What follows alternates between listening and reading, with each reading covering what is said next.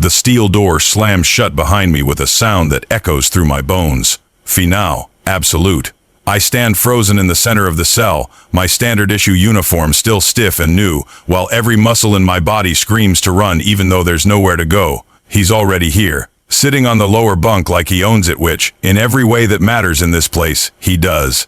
And when he looks up at me, I forget how to breathe. Before we dive in, comment where in the world you are watching from, and don't forget to click subscribe. Dmitry Volkov is exactly what the other inmates warned me about during processing. 6'7" of solid muscle, his head shaved clean, his pale skin marked with ink that tells stories I don't want to know. His eyes are the coldest blue I've ever seen, like winter sky over frozen ground, and right now they're taking inventory of every vulnerable inch of me. I'm 23. He looks maybe 40, but the kind of 40 that comes from hard time, not soft living. The guards who walked me here didn't even come inside, just unlocked the door, shoved me through, and left. Like feeding me to something they'd rather not think about too carefully. "Top bunk's yours," he says. His voice is deep, accented Russian, I think, and completely devoid of warmth. "You keep to your side, I keep to mine. That's how this works." I nod quickly, relief flooding through me. Maybe this won't be as bad as I feared. Maybe the stories were exaggerated. Maybe, unless I decide different, he adds, and that relief evaporates like steam. Then it works however I say it works. My name is Parker Hayes. 4 months ago, I was a paralegal at a prestigious firm in Manhattan, living in a decent apartment, dating occasionally, building what I thought was a normal life. Then my roommate got arrested for securities fraud, and they found documents on our shared computer. Documents I'd never seen, never touched, but couldn't prove weren't mine. The public defender was overworked. The prosecutor was ambitious. The judge was harsh on white-collar crime. And now I'm here, Ironwood Correctional, maximum security, serving 2 years for a crime I didn't commit in a world I don't understand. I climb to the top bunk without a word, every movement careful and deliberate. The mattress is thin, the springs creaking under my weight. From up here, I can see the entire Cellmate by 10 feet of concrete and steel that's going to be my entire universe for the foreseeable future. Dmitry hasn't moved. He's still sitting on his bunk, still watching me with those Arctic eyes. I try not to look at him, try to focus on unpacking the few items they let me keep, but I can feel his attention like physical weight. "You're scared," he observes. Not a question, just a fact. "I'm fine," I lie. He laughs, a short, harsh sound. "You're terrified. I can smell it on you. Fear has a smell, you know. Sweet, like copper and salt." I don't respond. What could I possibly say? He's right. I am terrified. Everything about this place terrifies me, the sounds, the smells, the constant undercurrent of violence barely contained, and most of all, him. "How long?" he asks. 2 years, I manage. "First time inside?" I nod. "Thought so. You have that look, like a lamb that just realized it's in a cage with wolves." He stands, and even though there's plenty of space between us, I press back against the wall. "Let me give you some advice, Lamb. This place runs on rules you don't learn in court. Respect is everything. Weakness gets you hurt, and the person sleeping 3 feet from you? That's the most important relationship you'll have in here. You understand?" "Yes," I whisper. "Good." He moves to the small metal desk bolted to the wall, pulling out a notebook and pen. "I'm going to write. You're going to be quiet. When the lights go out at 10, you're going to stay in your bunk and not make a sound. And tomorrow, when you wake up, we're going to have a longer conversation about how things work in this cell. Clear?" "Clear." He settles at the desk, and I lie on my bunk staring at the ceiling, trying to calm my racing heart. The afternoon stretches into evening. Other sounds filter through the wall: shouts, laughter, arguments, the constant metallic clang of doors and bars. But in our cell, there's only the scratch of Dmitry's pen and my own careful breathing. Dinner comes through a slot in the door. Dmitry takes both trays, hands me one without comment. The food is exactly what I expected: bland, institutional, barely warm. But I eat because I know I need to, mechanically forcing down every bite while Dmitry watches me with that unsettling intensity. "You need to eat more than that," he says when I've finished maybe 2/3 of the tray. "You're already too thin. In here, you need strength." "I'm not hungry." "Doesn't matter. Eat." It's not a suggestion. I finish the tray. That night, after the lights go out and the cell plunges into darkness broken only by the faint glow from the corridor, I lie awake listening to Dmitry breathe. Deep, steady, the breathing of someone who sleeps without fear or doubt.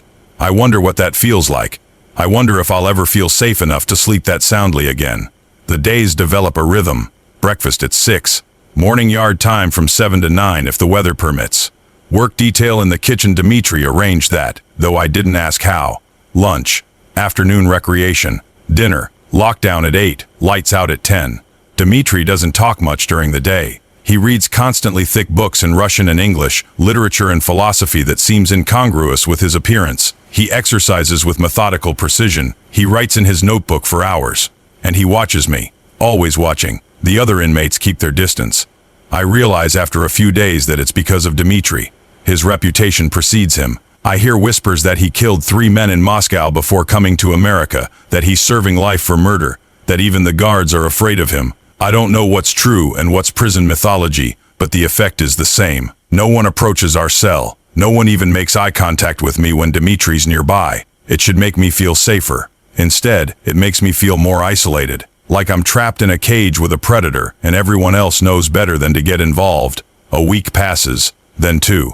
Dmitri remains distant but not hostile. He corrects me when I make mistakes, how to hold my tray in the chow line so no one can knock it out of my hands, where to stand during yard time, which guards to avoid, which inmates to never speak to. His instructions are curt, impersonal, delivered without explanation. I should be grateful. I know I should. But instead, I feel like I'm waiting for something. Like there's a shoe that hasn't dropped yet. It drops on a Tuesday. I come back from my kitchen shift to find Dmitri sitting on his bunk, but something's different. There's a tension in the air, a coiled readiness that wasn't there before. When he looks at me, his eyes are darker somehow, more focused. "Close the door," he says. The door's already closed. It locks automatically. But I understand what he means. Slide the thin cloth we've hung across the bars for privacy. My hands shake as I do it. "Sit," he says, gesturing to his bunk. "I'll just stay up." Sit. Not a request. I sit on the edge of his bunk, as far from him as the small space allows. My heart is hammering so hard I'm sure he can hear it. Dmitri leans back against the wall, those pale eyes studying me with an intensity that makes my skin prickle. 3 weeks you've been here. 3 weeks you've followed every rule, kept your mouth shut, stayed out of trouble. You're learning. I'm trying. I know. I've been watching. He's quiet for a moment, then continues. There are things you need to understand about how this place really works. Things I haven't told you yet because you weren't ready. Now you're ready. What things? Protection. The word hangs between us, heavy with implication. I don't understand, I say, though part of me is afraid I understand perfectly. Dmitri leans forward, and suddenly the space between us feels much smaller. You're weak, Parker. Young, pretty scared. That makes you a target. The only reason no one's touched you is because you're in my cell. They think you're mine. I'm not. I know you're not. His voice is patient, like he's explaining something to a child. But they don't know that. And as long as they believe it, you're safe. You understand what I'm saying? I do. God help me. I do. You want me to pretend? I want you to understand reality, he interrupts. In here, everyone belongs to someone. Either you choose who, or someone chooses for you. And trust me, Lamb, you want to choose. My throat is so tight I can barely speak. And if I choose you, then you're protected. No one touches you. No one even looks at you wrong. You have my name, and that means something in this place. He pauses. But protection has a price. Everything in here has a price. What price? Instead of answering directly, Dmitri reaches out and touches my face, just his fingertips against my cheek, but I flinch anyway. He doesn't pull back. His hand is rough, calloused, but surprisingly warm. You're shaking, he observes. I'm scared. I know. But you're going to have to decide if you're more scared of me or everyone else. His thumb traces my jawline, the touch almost gentle. I'm not a good man, Parker. I've done things that would give you nightmares. But I follow my own code. What's mine, I protect. What I protect, I own. You need to decide if you can live with that. I want to pull away. Every instinct screams at me to run, to refuse, to maintain whatever dignity I have left. But then I remember the looks I've gotten in the yard. The way certain inmates watch me with hunger that has nothing to do with food. The whispered conversations that stop when I walk past. What would it mean? I ask quietly. To be yours? Dmitri's hand moves from my face to the back of my neck, his grip firm but not painful. It means you sleep down here with me, not up there. It means when we're in the yard, you stay by my side. It means in the shower, I'm watching. It means everyone sees that you belong to me. And at night, his eyes hold mine. At night, you learn what it means to be protected by someone like me. You learn that everything has conditions. You learn that safety isn't free. My breath catches. You mean, I mean exactly what you think I mean. His voice is low, almost hypnotic. But I'm not the animals out there. I don't take by force what should be given. So I'm asking you, Parker. Choose me or take your chances with everyone else. But choose now, because this offer expires the moment someone else decides to make a move. I close my eyes, trying to think through the panic. 2 years. I have 2 years left in this place. 2 years of being vulnerable, being prey, or 2 years under Dimitri's protection, with everything that entails. When I open my eyes, he's still watching me with that unreadable expression. I choose you, I whisper. Something flickers in his eyes, satisfaction maybe, or something darker. Say it again, clearly. I choose you, Dimitri. He nods slowly. Smart choice, Lamb. Now come here. He guides me closer, positioning me against his chest. I'm stiff, every muscle tense, but he doesn't seem to mind. His arms come around me, holding me in place, and I can feel the steady beat of his heart through his shirt. Relax, he murmurs against my hair. Nothing happens tonight. Tonight you just get used to this, to being close, to being held. Tomorrow, we start teaching you how to survive in here. But for now, just breathe. I try to do as he says, but it's hard when every nerve is screaming danger. Dimitri is solid and warm behind me, his presence overwhelming. I can smell him soap and something else, something masculine and foreign. Tell me something, he says after a moment. This crime they said you did you do it? No. Truth? I swear. I didn't even know what my roommate was doing until the police showed up. He's quiet for a moment, then says, I believe you. You don't have the eyes of someone who chose this life. You have the eyes of someone who got caught in someone else's trap. Did you? I ask before I can stop myself. Did you do what they said you did? I expect him to be angry, but he just laughs that short, harsh sound. Every single thing they accused me of I did, and more they never found out about. I'm not innocent, Parker. Remember that. I'm not your hero. I'm just the lesser evil you've chosen. The words should terrify me more. Instead, there's something almost comforting about his honesty. At least I know exactly what I'm dealing with. We stay like that until the lights go out. Then Dimitri shifts, pulling me down to his bunk properly. The space is tight, these bunks aren't meant for two, but he arranges us efficiently, his body curved around mine, one arm heavy across my waist. Sleep, he commands. You're safe tonight. And somehow, impossibly, with this dangerous stranger wrapped around me like a python, I do. The next morning, everything is different. Dimitri wakes me before the official wake-up call, his hand on my shoulder firm but not rough. Up, we need to establish things before breakfast. I climb out of the bunk, disoriented and sore from the unfamiliar sleeping position.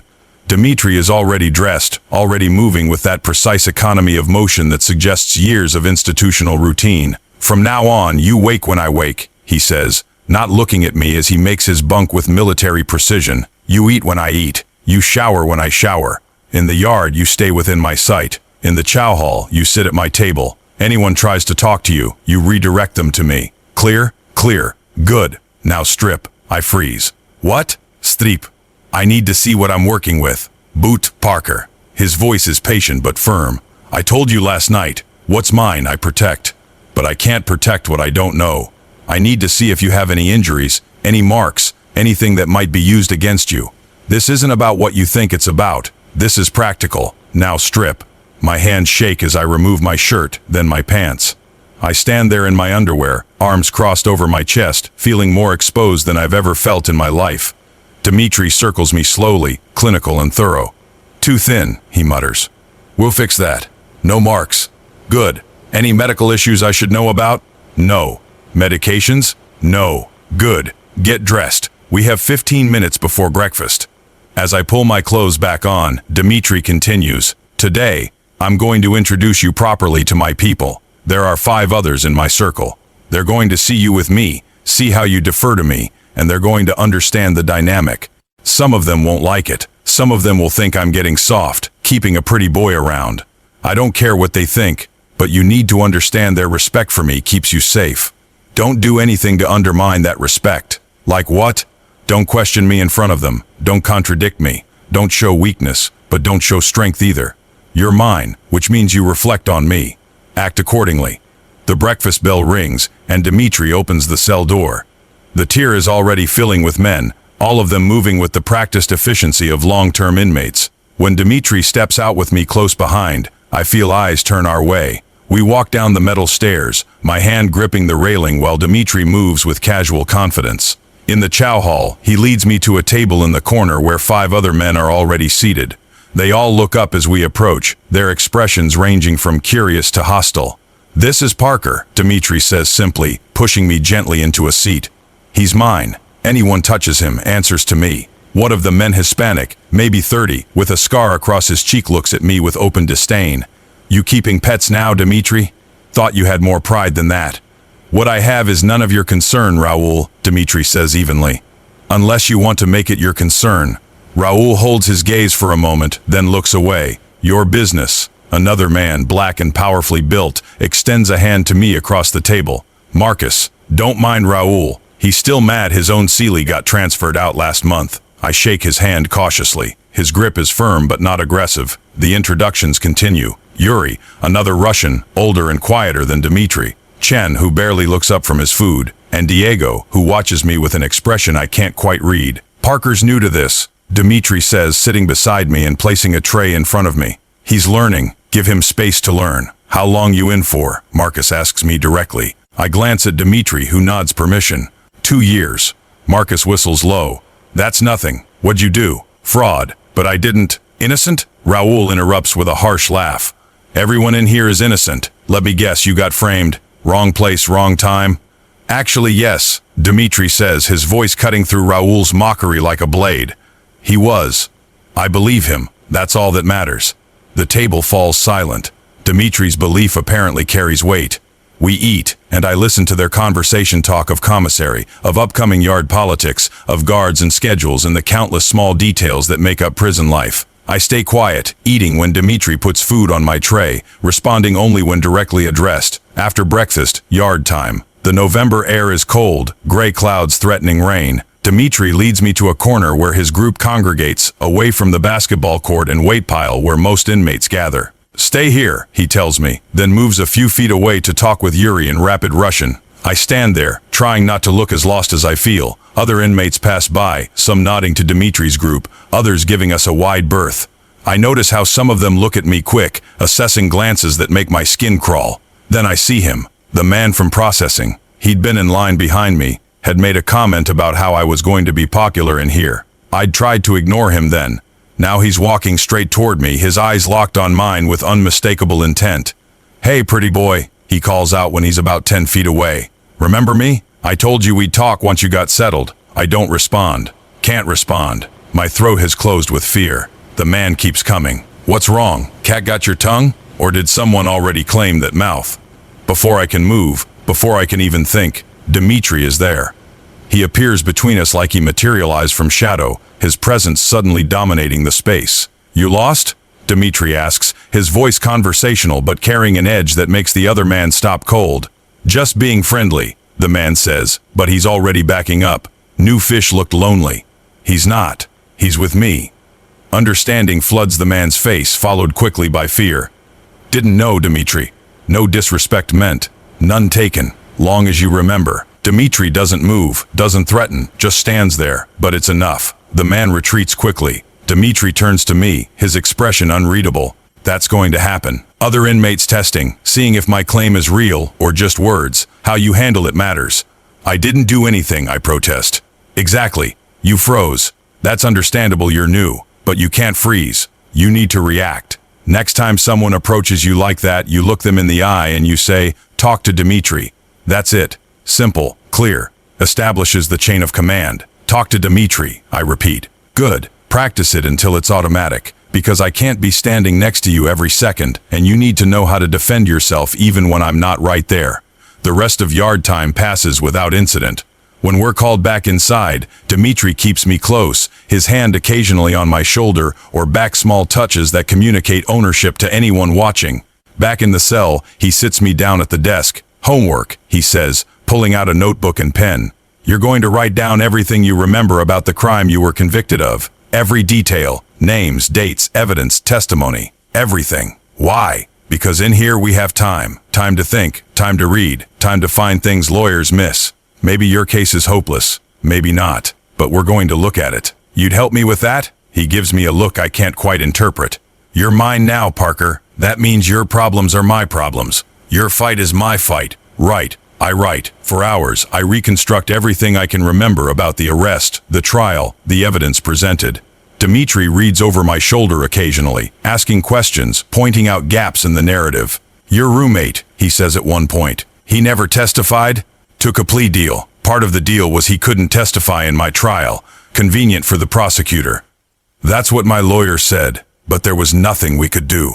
Dmitri is quiet for a moment, thinking. Might be, maybe not. Keep writing. Dinner comes and goes. Evening recreation where Dmitri teaches me to play chess. His patience surprising. Lockdown. Lights out. And then it's just us again, in the dark, in the small bunk that's becoming familiar. Come here, Dmitri says, his voice soft in the darkness. I slide into his arms, less awkward now, my body starting to learn the contours of his. His hand strokes my hair, gentle and rhythmic. You did well today, he murmurs. Better than I expected. I was terrified. I know, but you didn't show it. That's what matters. I'm quiet for a moment, then ask the question that's been building all day. Dmitri, what happens when you want more than this?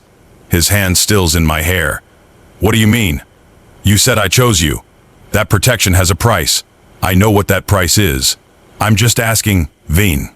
He's silent for so long I think he won't answer. Then, when you stop shaking every time I touch you, when you look at me without fear, when your body relaxes instead of tensing, when you're ready, Parker. Not before. But what if I'm never ready? Then we'll deal with that when we get there. I told you I don't take by force. What good is having something that doesn't want to be had? His arm tightens around me. Go to sleep, Lamb. Tomorrow's another day. The weeks blur together.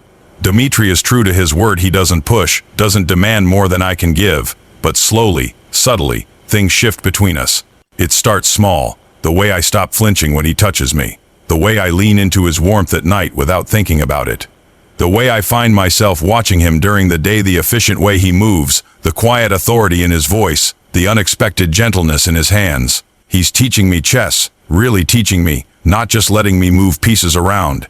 He's teaching me Russian basic phrases at first, then more complex grammar. He's teaching me how to read people, how to spot trouble before it finds me, how to carry myself like someone who belongs to someone powerful. And in return, I read to him. He has books in English that he struggles with sometimes, and he likes to hear them spoken aloud.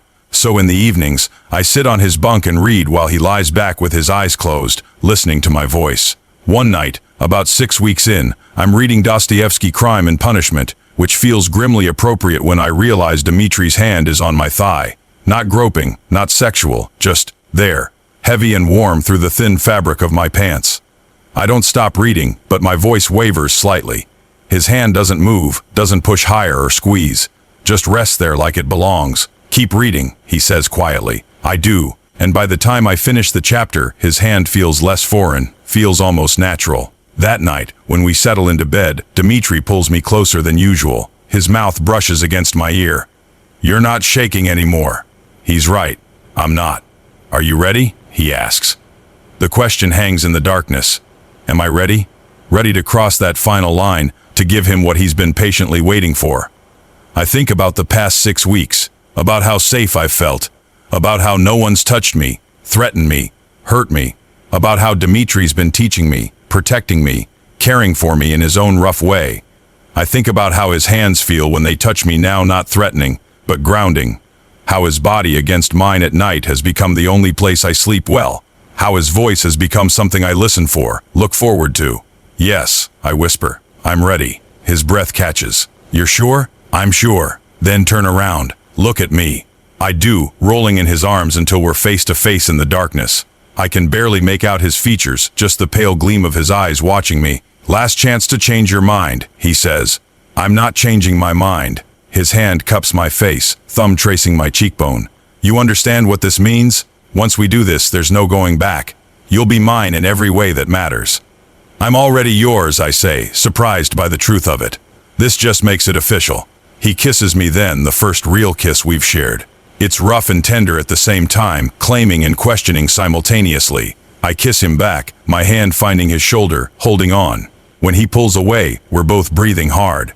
You need to tell me if something hurts, he says. If something's too much, promise me. I promise. And Parker, his voice is serious.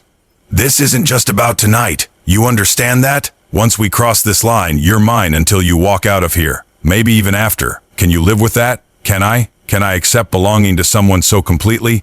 Can I surrender that much control? But the truth is, I already have. The decision was made weeks ago, maybe even that first night. Everything since has just been delaying the inevitable. I can live with it, I say. What happens next is slow and careful and overwhelming. Dmitry takes his time, patient despite the desire I can feel thrumming through him. His hands map my body, learning what makes me gasp, what makes me tense, what makes me melt. Relax, he murmurs against my throat. I've got you. And somehow impossibly I do relax. I trust him with this, with my body, with my vulnerability, and he handles that trust like the precious thing it is. It's intense and uncomfortable and perfect and terrifying all at once.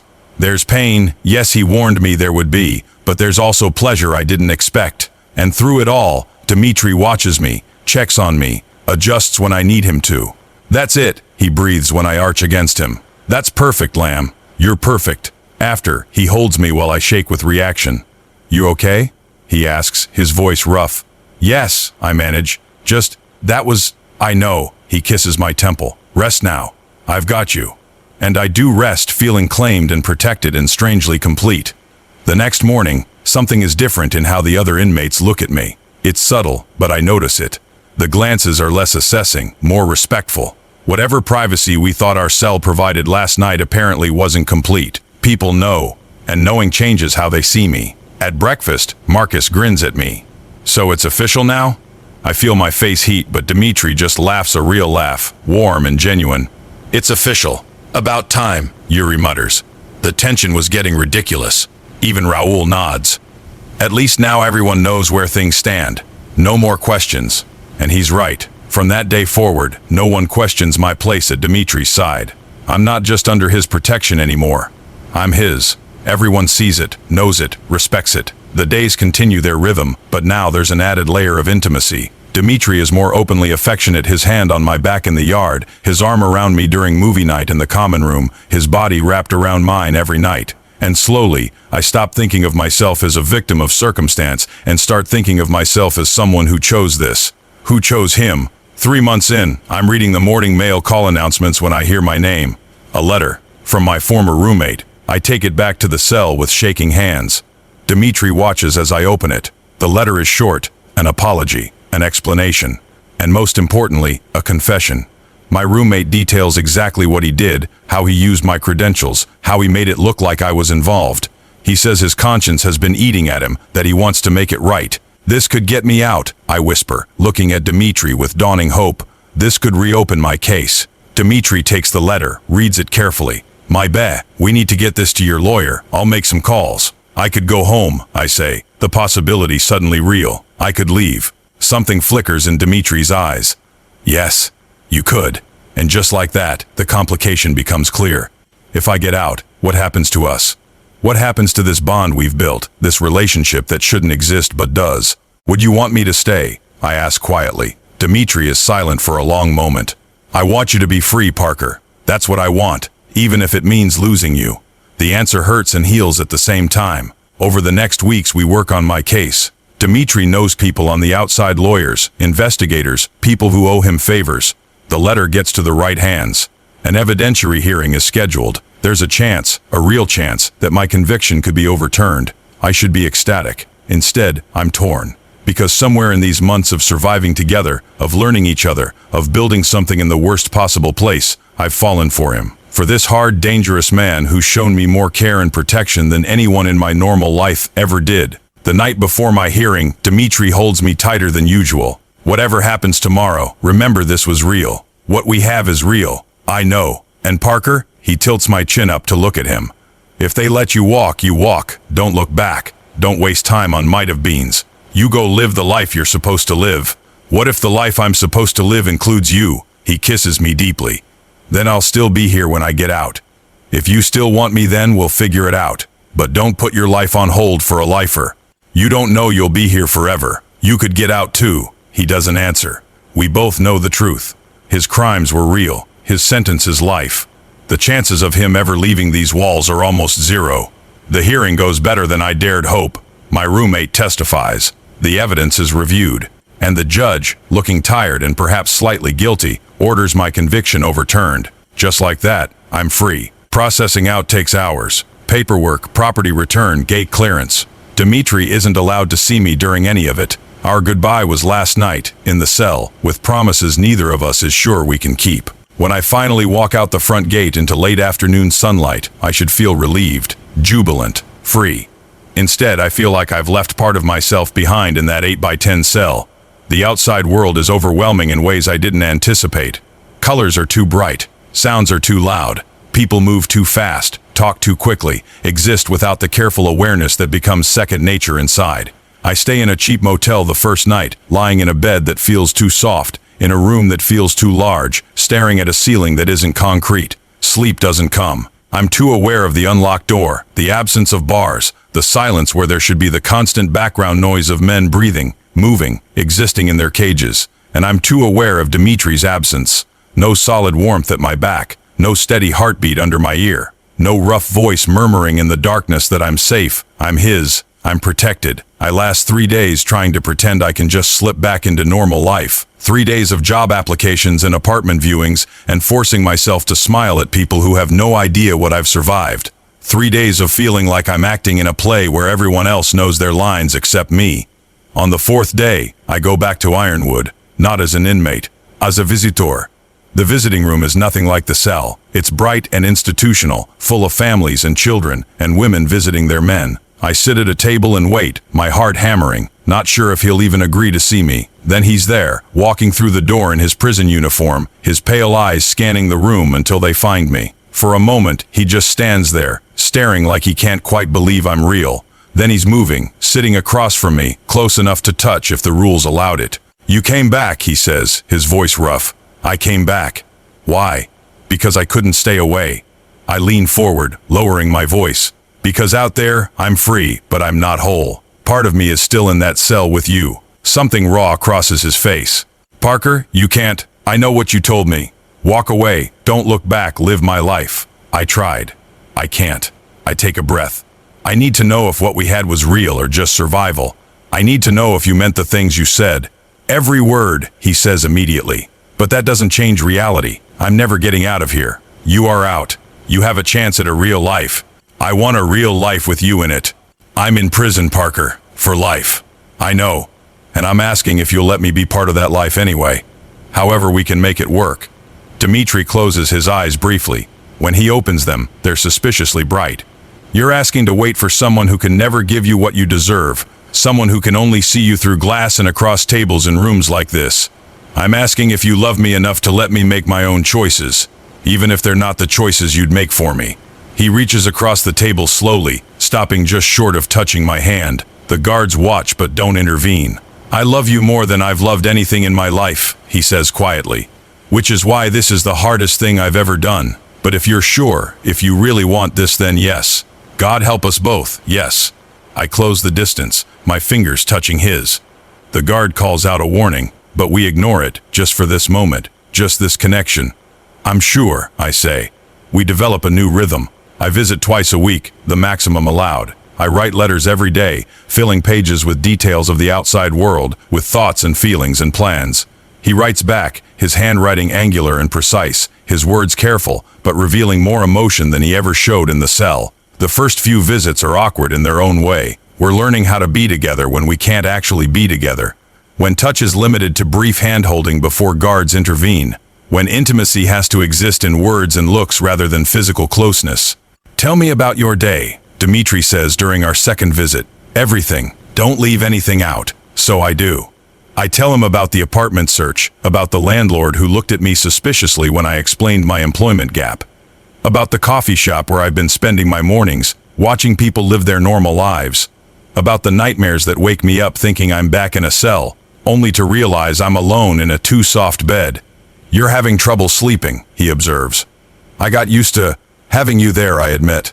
"The bed feels wrong without you." Something painful crosses his face. "I'm sorry. I never wanted to make the outside harder for you. You didn't make anything harder. You made surviving possible. That's not something to apologize for." He's quiet for a moment, then says, "I'm having trouble sleeping too. The bunk feels empty now. Cold. I didn't realize how much I'd gotten used to you until you were gone.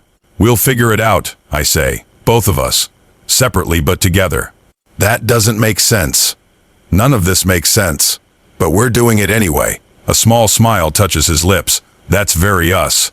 I get a job as a paralegal again, this time at a firm that specializes in appeals and post-conviction relief. The interview is difficult, explaining the gap in my employment, the wrongful conviction, the time inside. But the managing partner, Jennifer, seems more intrigued than put off. You have a unique perspective, she says, studying me across her desk. Most paralegals in this field have academic understanding of the prison system. You have lived experience. That could be valuable. I just want to help people who got caught in the system unfairly, I say. Like I was. And the ones who did commit their crimes but still deserve fair representation? I think about Dimitri, about the terrible things he did, the violence in his past, and the man he became despite all of it. They deserve help too. Everyone deserves a fair trial, a fair sentence, a fair chance at rehabilitation. Jennifer nods slowly. You'll fit in here. When can you start? The work is consuming in the best way. I pour myself into case files and legal research, and in my spare time, I pour myself into Dimitri's case. Because if he helped me get free, the least I can do is try to return the favor. The research takes months. I comb through trial transcripts late into the night, my apartment littered with highlighted pages and sticky notes. I learn about his crimes in clinical detail, the violence, the bodies, the brutality of his younger self. It should horrify me, and it does in a way. But I also learn about the trial, about the prosecutor who withheld evidence of police misconduct, about the defense attorney who was disbarred 3 years later for representing clients while addicted to painkillers, about witnesses who've since recanted their testimony, saying they were pressured by police to identify Dimitri. I found something, I tell him during a visit 6 months after my release. In your case, multiple somethings actually. His expression doesn't change, but I see the hope flicker in his eyes. What kind of somethings? Brady violations, ineffective assistance of counsel, witness coercion. Dimitri, your trial was a disaster. I'm not saying you didn't do what they accused you of. I did, he says flatly. All of it. I know, but even guilty people deserve fair trials, and you didn't get one. He's quiet for a long moment, staring at our hands on the table. Why are you doing this? Because you deserve a chance. Because life without parole for crimes committed when you were 22 isn't justice, it's warehousing. Because I love you, and I want a future where we're both on the same side of these walls. Partaker, his voice is rough. Don't build your hopes around this. The system doesn't care about fair trials after the fact. They care about finality. Let me try anyway, please. He looks at me for a long moment, then nods. Okay, try. But promise me something. What? Promise me you won't let this consume you. Don't let fighting for me stop you from living your life. My life includes you. It shouldn't. Too bad. It does. I bring what I find to Jennifer. She's skeptical at first, pulling up Dimitri's case file and reading through the charges with a frown. Parker, this man is guilty. You know that, right? The evidence against him was overwhelming, even with the trial issues. I know he's guilty, but he didn't get a fair trial, and his sentence is disproportionate. 22 years old, no prior record, and they gave him life without parole? First-time offender? He killed 3 people, in self-defense according to his testimony, which the jury never heard properly because his attorney was too impaired to present it effectively. Jennifer sighs, leaning back in her chair. You're personally involved with this defendant, aren't you? I consider lying, but what's the point? Yes, we met inside. He protected me when no one else would. He's important to me. How important? I'm going to marry him if he ever gets out. She's quiet for a long moment, studying me with sharp eyes. You realize that clouds your judgment, makes it hard to be objective about his case. I'm not trying to be objective. I'm trying to be thorough. Look at the evidence, Jennifer. Not the crimes, not the defendant, just the legal issues. Tell me there's not grounds for appeal. She does look. For 3 days she reviews everything I've compiled. And slowly, grudgingly, she comes to the same conclusion I did. There's something here, she admits. Enough for an appeal. Maybe not enough to overturn the conviction entirely, but enough to argue for a reduced sentence. How reduced? Best case, 25 years instead of life. With time served and good behavior, he could be looking at 4 more years inside, maybe less, 4 years. After believing he'd die in that place, 4 years sounds like nothing and everything at once. Can we win? I ask. My bet. The Brady violation is solid. The ineffective assistance claim is trickier, but the attorney's subsequent disbarment helps. We'd need to find those witnesses, get them to sign affidavits recanting. It's a long shot, Parker, but it's a shot. She nods. It's a shot. The legal process is glacially slow. Motions filed and denied and appealed. Hearings scheduled and postponed. Witnesses tracked down and interviewed. Jennifer takes the lead, but I do most of the legwork, spending every spare moment building the case. Dimitri watches this with something between hope and dread. What happens if we lose? He asks during a visit. Then we appeal again, and again, until we run out of options or we win. And what happens to you while you're doing all this? While you're putting your life on hold for someone who might never get out? I'm not putting my life on hold. I'm living it. This is what I choose to do with my time. You should be dating, meeting people, building a life that doesn't revolve around visiting hours and collect calls. I don't want to date other people. Parker, no. I lean forward intensely. You don't get to decide what I should want. You don't get to push me away for my own good. I'm an adult. I know what I'm doing. I know what I'm choosing.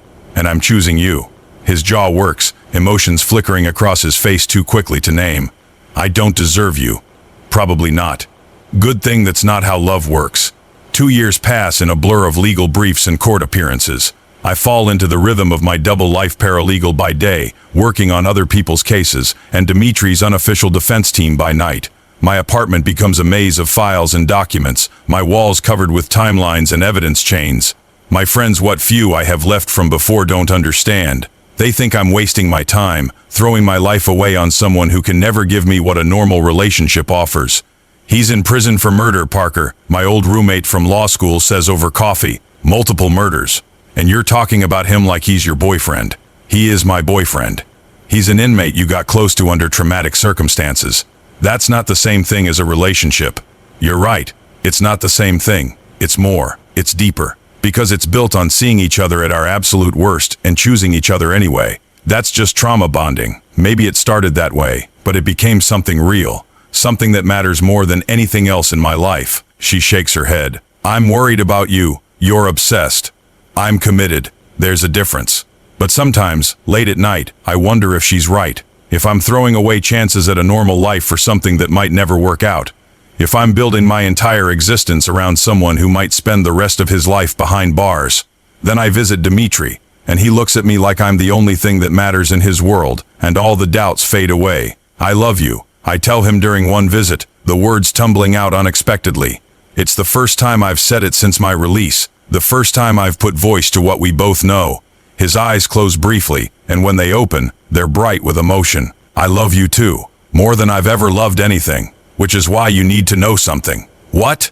If this appeal doesn't work, if I'm here for life, I want you to move on. I want you to find someone who can give you a real life. Someone who can touch you, hold you, wake up next to you. Promise me you'll do that. No. Parker, no. I won't promise to leave you. I won't promise to move on. The only thing I'll promise is that I'll be here, visiting you, loving you, for as long as you'll have me. And if you don't want that, if you want me to go, you need to say it directly. Tell me you don't want me anymore. Tell me to stop visiting, stop writing, stop fighting for you. Can you do that? He stares at me, his throat working. No, he finally says, his voice barely audible. God help me, I can't. Then stop asking me to. The hearing for Dimitri's appeal happens on a cold February morning 2.5 years after I walked out of Ironwood. Jennifer presents the case brilliantly, methodically laying out every legal error, every violation, every reason the sentence should be reconsidered. The prosecution fights back hard, arguing that Dimitri is dangerous, that he got what he deserved, that the trial issues don't outweigh the severity of his crimes. And through it all, Dimitri sits at the defense table in his prison uniform and shackles, his face carefully neutral. But when he catches my eye from where I'm sitting in the gallery, I see the fear there, the hope he's trying not to feel. The judge takes 3 weeks to rule. 3 weeks of barely sleeping, of obsessively checking for updates, of driving myself and Jennifer crazy with worst-case scenarios. When the decision finally comes, Jennifer calls me at work. Are you sitting down? My heart stops. Just tell me. We won. Sort of. The conviction stands, but the sentence is reduced. 25 years, with credit for time served. With good behavior, he could be out in 4 years. I can't breathe, can't think. 4 years. Not life. Not forever. 4 years. Parker, you there? I'm here. I need to call him. I need to tell him. The prison will notify him officially, but yes, go ahead and call. I don't even wait until my lunch break. I use one of the firm's conference rooms, my hands shaking as I dial the number for Ironwood and work my way through the automated system to request a call with Dimitri. It takes 20 minutes of holds and transfers, but finally, I hear his voice. Parker? We won, I say, and my voice breaks on the words. Dimitri, we won. 25 years. You could be out in 4 years. Silence. Then a sound that might be a sob, quickly stifled. Are you sure? Jennifer just called. The ruling came down this morning. You're not dying in there. You're coming home. Home, he repeats, like the word is foreign. To you, to me, if you want. If I want? His laugh is shaky. Parker, I've wanted that since the day you walked into my cell. I just never let myself believe it was possible. Believe it. 4 years. We can survive 4 years. We already survived 2. What's 2 more? Those 4 years are simultaneously endless and too fast. I keep visiting twice a week without fail. I keep writing letters that arrive daily. I keep building this strange life where my partner is behind bars, but somehow more present than any man I dated before. I watch him change as the possibility of release becomes real. He takes every educational program offered, earning certificates in everything from business management to conflict resolution. He mentors younger inmates, using his influence to guide them away from the violence he once embodied. He takes classes in anger management, in trauma recovery, in building healthy relationships. The man who was known as one of the most dangerous inmates in Ironwood gradually becomes known as one of its most stabilizing forces.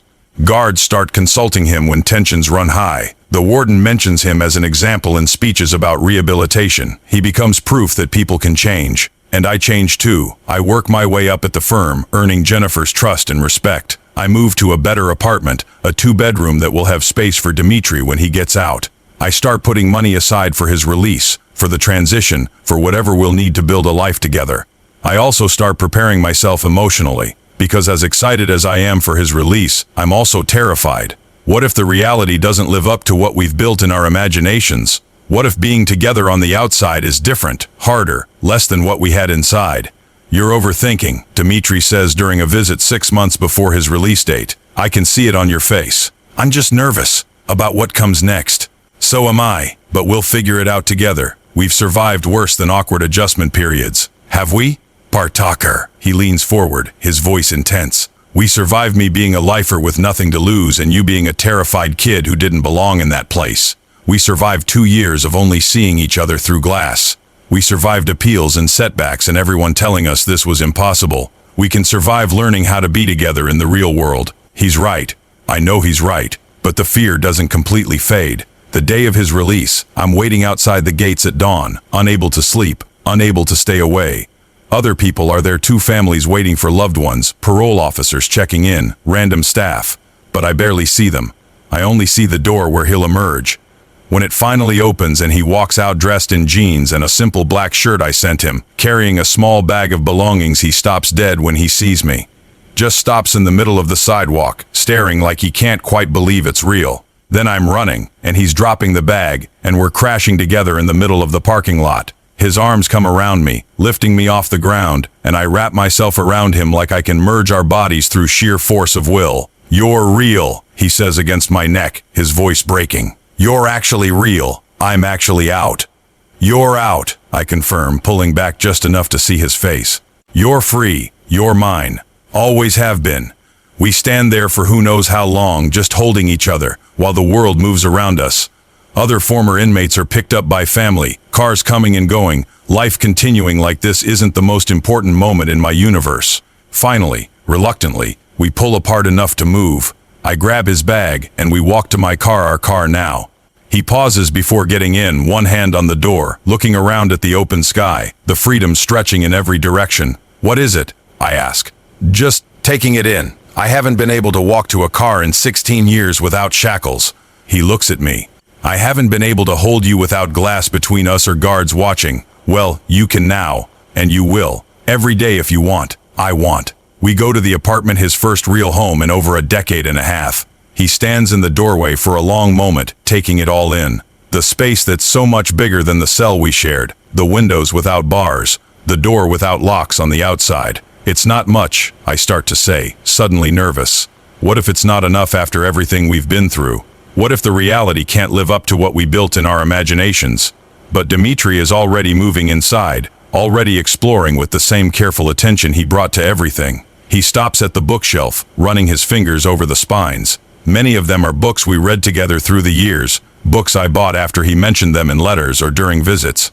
He finds the chess set on the coffee table, the pieces arranged in the middle of a game. You still play? Every night. Against myself usually. Sometimes I imagine what moves you'd make. He looks at me then, really looks at me, and something in his expression makes my breath catch. You built this for us, not just for you, for us. Of course I did. You're not a guest here, Dmitri. This is your home too. He crosses the room in 3 long strides and pulls me into his arms. I don't deserve you, he murmurs against my neck. I don't deserve any of this. Good thing you don't get a choice. You're stuck with me. He laughs a real, genuine laugh that I haven't heard in years. I can live with that. That night, we make love in a real bed for the first time. No narrow bunk, no concrete walls, no guards walking by every 30 minutes. Just us, in our space, with all the time in the world and the privacy we've craved for 6 years. It's different outside. Gentler in some ways, more intense in others. We're different people than we were in that cell, older, changed by time and distance, and the work of maintaining love across impossible barriers. But some things remain the same. The way he touches me like I'm precious. The way I trust him completely. The way we fit together like we were designed for each other. Afterward, lying tangled in sheets that don't smell like industrial detergent, I say, "Tell me the truth. Are you angry I came back that first day? That I didn't just let you go?" Dmitri is quiet for a moment, his fingers tracing patterns on my spine. I was at first. I thought you were throwing your life away on someone who didn't deserve it. But watching you over these years, seeing how you built something real while still holding space for me, you weren't throwing your life away. You were choosing what you wanted it to be. And somehow, impossibly, what you wanted included me. Still does. Always will. Even knowing what I was. What I did. I know exactly what you were, I say firmly. And I know exactly what you became. People aren't static, Dmitri. They change. You changed. Because of you. Because you chose to. I just gave you a reason. We're silent for a while, just breathing together in the darkness. Then Dmitri says, I need to tell you something. Something I should have told you years ago. I tense slightly. Okay. That first night, when I gave you the choice. Protection for everything else. He pauses. I would have protected you anyway. Even if you'd said no. The price I talked about, I would never have enforced it. But I needed you to choose me. Needed to know you wanted this, even a little bit, before I let myself want you back. I processed this. So all that time, I was waiting for you to be ready. Actually ready, not coerced because you're scared, ready. And then you were, and it was, he trails off. Real, I finish. It was real. Yes. I turn in his arms to face him. I'm glad you told me. But Dmitri. I knew. Maybe not consciously at first, but I knew. You're not as hard as you pretend to be. He laughs softly. Don't tell anyone. I have a reputation. Had a reputation. You're out now. You can be whoever you want. I want to be yours, he says simply, however that looks. The adjustment to life outside takes time. More time than either of us expected. Dmitri has to report to a parole officer weekly. He has to find work difficult with his record and the 16-year employment gap. He has nightmares sometimes, waking up disoriented, expecting concrete walls and bars. I have my own struggles. Anxiety in crowds hasn't faded. Hypervigilance that served me inside is exhausting outside. We both jump at sudden noises. We both feel vulnerable in ways that don't make logical sense.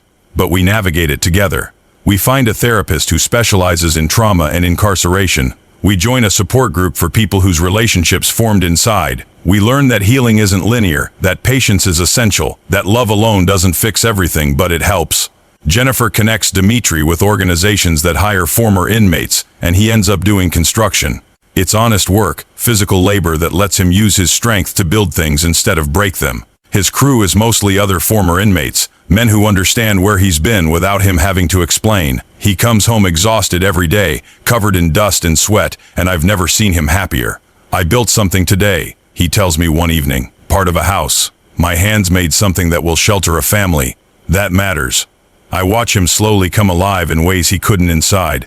He discovers he likes cooking, experimenting with recipes in our small kitchen. He starts running in the mornings, reclaiming his body from the confines of yard time. He reconnects with his younger brother, who'd written him off as dead years ago. And slowly, he stops looking over his shoulder, stops expecting someone to take it all away. 2 years after his release, Dmitri takes me to dinner at a nice restaurant. Nothing too fancy, he's still uncomfortable in spaces that feel too formal, but nice enough that I wear a button-down instead of my usual t-shirt. Halfway through the meal, he reaches across the table and takes my hand.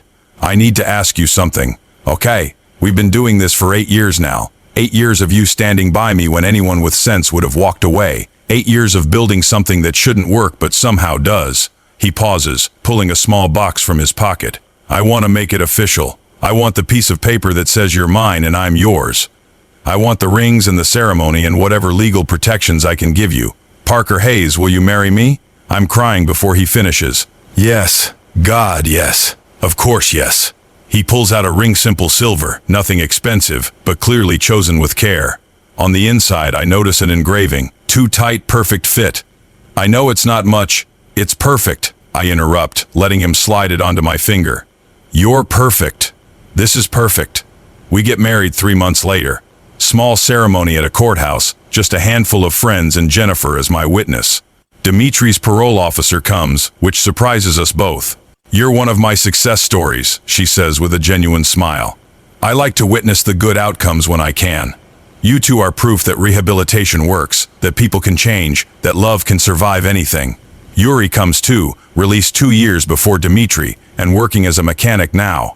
He grins through the whole ceremony and makes a toast at the small reception. After that makes everyone laugh and cry. Standing there with Dmitri, saying vows that formalize what we've known for years, I think about the terrified 23-year-old who walked into that cell 8 years ago. How lost he was, how certain he wouldn't survive. And I think about the man I am now. Stronger, surer, built from survival and love in equal measure. I survived Ironwood. More than that, I found something there that most people never find: someone who sees all of me and chooses me anyway. "I love you," Dmitri says when we're alone after the reception, his forehead pressed against mine. "My lamb, my partner, my husband." "I love you too," I say. "My protector, my teacher, my home," because that's what he is. Not the cell, not the concrete and bars in constant danger. Him. He's been my home since that first night when he caught me as I fell, since he held me while I shook with fear, since he gave me the tools to survive and the space to choose. Years pass. We build a life that's quiet and real and ours. Dimitri's parole eventually ends after 5 more years of perfect compliance. My career advances until I'm managing cases myself, helping other people fight wrongful convictions and excessive sentences. We move to a small house with a yard where Dmitri gardens, finding peace in making things grow. We adopt a dog, a rescue pit bull who's as wary and damaged as we once were. We name her Hope, and we rehabilitate her together, teaching her that hands can be gentle, that homes can be safe, that love doesn't have to hurt. We find a community of people like us, couples who met inside, families affected by incarceration, activists working for prison reform. We speak at events sometimes, telling our story, advocating for change. Some people judge us. Some people don't understand. We've learned not to care. On the 10th anniversary of the day we met, I take Dmitri back to the city where Ironwood stands. Not to the prison itself, neither of us needs to see those walls again, but to a park nearby where we can see the facility in the distance. "Why here?" he asks as we walk through autumn leaves, Hope trotting beside us. "Because this is where it started, where we started. And I wanted to say thank you." "For what?" "For protecting me, for seeing me, for teaching me that I was stronger than I thought." I stop, turning to face him. "For loving me when I was at my most vulnerable and not taking advantage of that vulnerability. For being the kind of man who could have taken everything, and instead waited until I was ready to give." Dimitri's eyes are bright with emotion. "You saved me too, you know. I was drowning in that place, becoming something I hated. And then you walked into my cell, and suddenly I had a reason to be better. To do better. We saved each other," I say. "That's how the best loves work, I think." He kisses me there under the gold and red leaves, and I taste salt from tears, mine or his. I'm not sure. Maybe both. "Should we tell people?" he asks when we finally break apart. "The real story of how we met, I consider it. The truth is complicated, messy, unconventional. People might not understand. They might judge. But then again, people who've never walked through fire don't understand what it forges. People who've never faced their worst fears don't understand the strength that comes after. People who've never been broken don't understand how beautiful the rebuilt pieces can be." Maybe someday, I say. When we're ready, when the story feels completely ours to tell. And what will we say? He asks. How do you explain this to people who've never been where we've been? I think about it. About the cell that was too tight, too small, too impossible for two people to coexist comfortably. About how we forced ourselves into that space anyway, made it work, made it home. We'll tell them the truth, I finally say. That sometimes the best things come from impossible circumstances. That sometimes love means choosing someone even when logic says you shouldn't. That sometimes the tightest spaces force you together in ways that create something stronger than what either of you could build alone. Dimitri smiles, that rare full smile that still takes my breath away. And that sometimes when something seems too tight to fit, you just have to be patient and gentle and willing to adjust until suddenly, impossibly, it does. Exactly. We walk back to our car hand in hand, hope between us. Two men who've been to hell and back, who've been tested in ways most people never face, who've built something real from the ruins of broken lives. The cell was too tight, the circumstances were impossible, the odds were stacked against us. But we forced our way through anyway. We made it fit, we made it work. And in the end, we made it beautiful. Years later, when people ask how we met, we keep it simple at first. Prison, we say, and watch their reactions. Some people push for more details. Some people back away uncomfortably. Some people nod like they understand, even though they can't possibly. But occasionally, very occasionally, we meet someone who gets it. Someone who's walked their own impossible path, who's loved against all logic, who's chosen connection over safety. And to those people, we tell the whole story. About the terrified young man and the dangerous lifer. About protection and choice and the slow build of trust. About visits through glass and letters and appeals that seemed hopeless. About release and reunion and building a life from scratch. About how sometimes the best loves are forged in the worst circumstances. About how sometimes being forced together is exactly what two broken people need to become whole. About how sometimes when everyone says it's too tight, too impossible, too much, you just have to be brave enough to try anyway. And then we show them the life we've built, the home we've made. The love that survived time and distance and obstacles that would have destroyed most relationships. Was it worth it? They always ask eventually. All the pain, all the struggle, all the years of fighting.